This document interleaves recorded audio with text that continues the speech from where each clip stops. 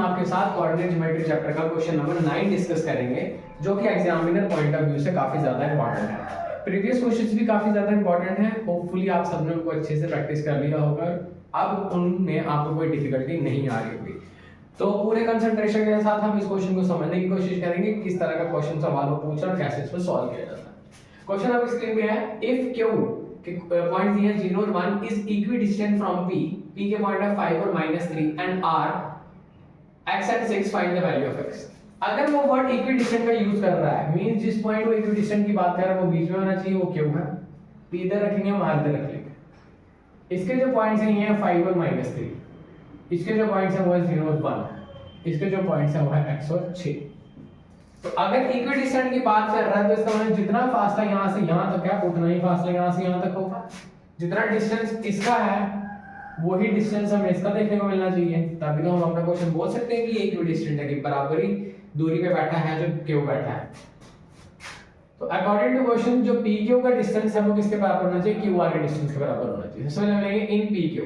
P Q में क्या क्या डाटा गिवन है, इसका जो x1 है 5, इसका जो y1 है वो है -3, इसका जो x2 है वो है 0, इसका जो y2 है वो है हमारे पास 1। फिर बारी आती है इन क्यू आर की। पहले हम डाटा लिखेंगे फिर सॉल्व करेंगे।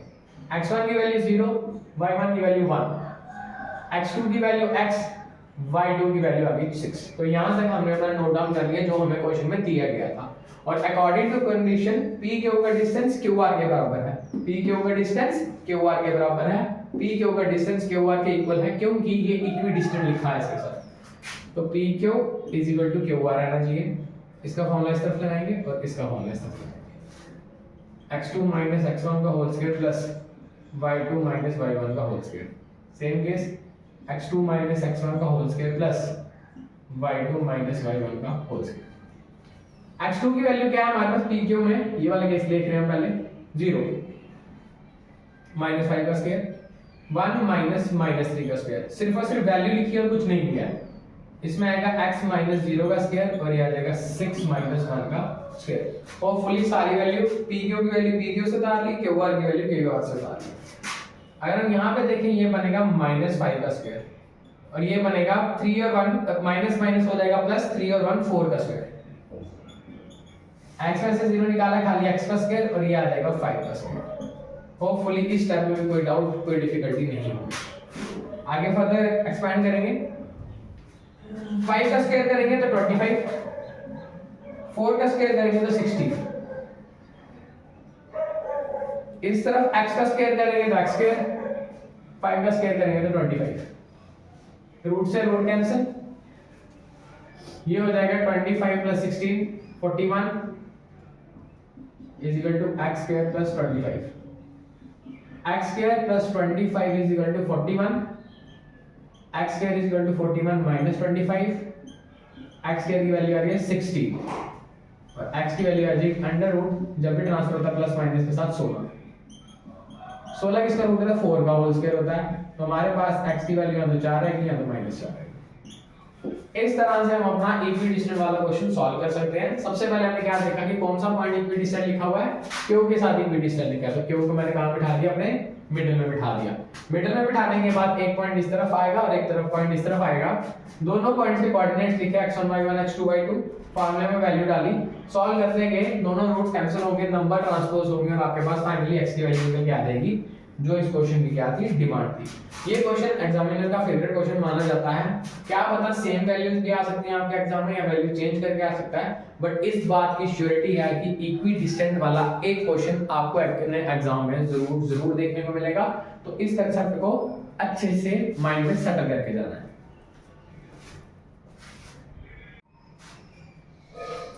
तो चलिए फ्रेंड्स, इस एक्सरसाइज के लास्ट क्वेश्चन की तरफ मूव करते हैं, जो कि बच्चों को काफी ज्यादा डराता है। लिखा है, find the relationship between x and y such that x and y are equidistant from point 3, 6, -3 and 4। इसका मतलब अगर हम इसको एक फिगर के हिसाब से देखें, एक पॉइंट यहाँ है, एक पॉइंट यहाँ है, एक पॉइंट बीच में, तो ये है इसके x और y है, ये है 3 और 6 और ये है -3 और 4। इसको नाम देते हैं a, इसको देते हैं b, इसको देते हैं c।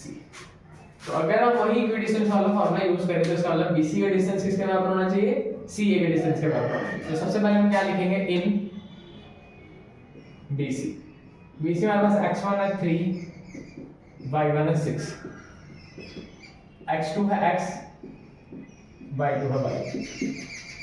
और अगर हम इसी को इन AC देखें, x1 x, y1 है y, x2 हमारे पास -3, y2 हमारे पास 4। तो इस तरह से हमें कोऑर्डिनेट्स लिख लिए हैं।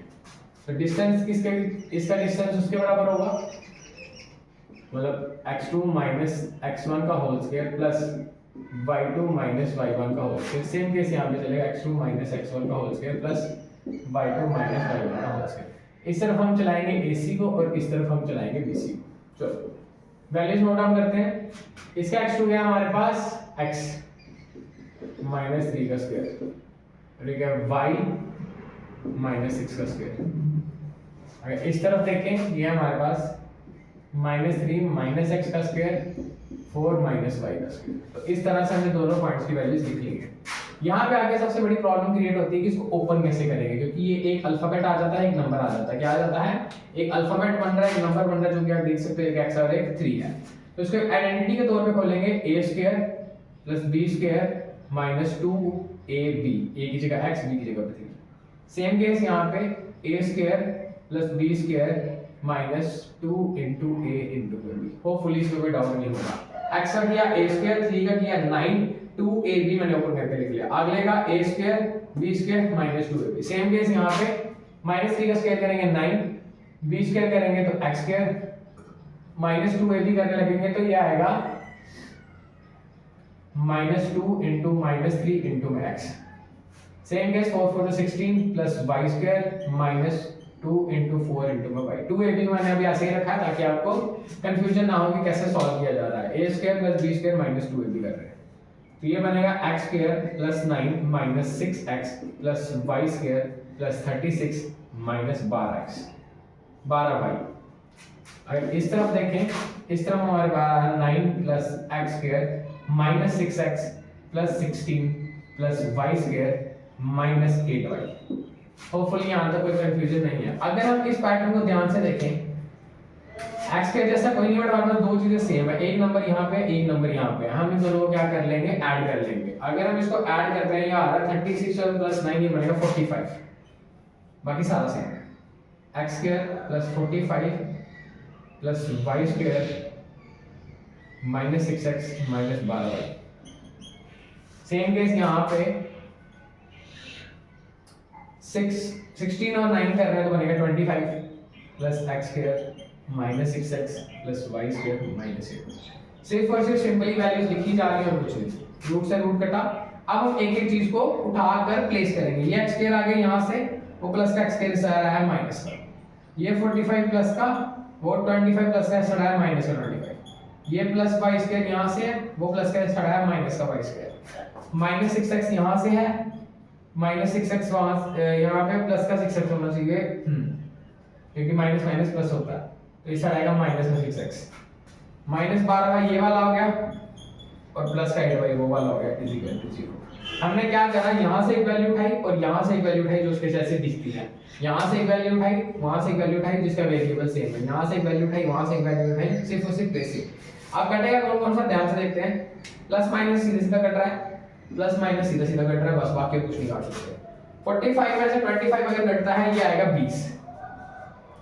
माइनस माइनस होता है plus, minus 12x plus minus होता है माइनस, ये आ गया माइनस 4y इक्वल टू 0। अब इसको सेटल करते हैं। अगर जो बच रहा है हमारे पास, वो बच रहा है 20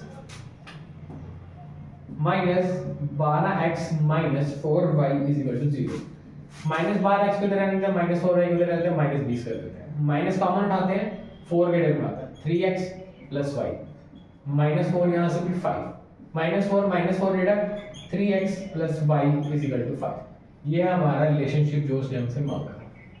तो अब चाहे कभी भी कोई इक्विडिस्टेंट वाला क्वेश्चन आ जाए, रिलेशनशिप वाला क्वेश्चन आ जाए, वर्ड इक्विडिस्टेंस का यूज हो, आपने सबसे पहले जिसके साथ इक्विडिस्टेंट लिखा है उसको सेंटर में रखना है। कहाँ प्लेस करना है उसको, सेंटर में। कहाँ करना है बच्चे, हमेशा सेंटर में। एक पार्ट इस तरफ रहेगा, एक पार्ट इस तरफ रहेगा, दोनों का डिस्टेंस आमने सामने इक्वल करके कोऑर्डिनेट्स की वैल्यू डालने के बाद सिंपली जो चीजें कटती हैं वो कट जाएंगी और बाद में आपका आंसर निकल जाएगा। आपको अगर ये क्वेश्चन ज़्यादा फास्ट लग रहा है या ज़्यादा कंफ्यूजिंग लग रहा है, आप इसकी स्पीड को रिड्यूस करके इसको आराम से देख सकते हैं ताकि आपको एक एक चीज़ क्लियर हो जाए। यहाँ पे हमारे पास था -2 इंटू -3, तो ये बनता है प्लस का 6x और बाद में आपका क्वेश्चन रेक्टिफाई हो जाएगा। तो इस क्वेश्चन के साथ आज हमने आपके साथ कोऑर्डिनेट ज्योमेट्री चैप्टर की फर्स्ट एक्सरसाइज को कंप्लीट कर दिया है विद ऑल क्वेश्चंस। कल से हम इसका सेक्शन फॉर्मूला यूज करेंगे। होपफुली आप सीरीज में बने रहेंगे और अपना कंसेप्ट स्ट्रॉन्ग करते रहेंगे हमारे साथ। Keep supporting, thanks for watching.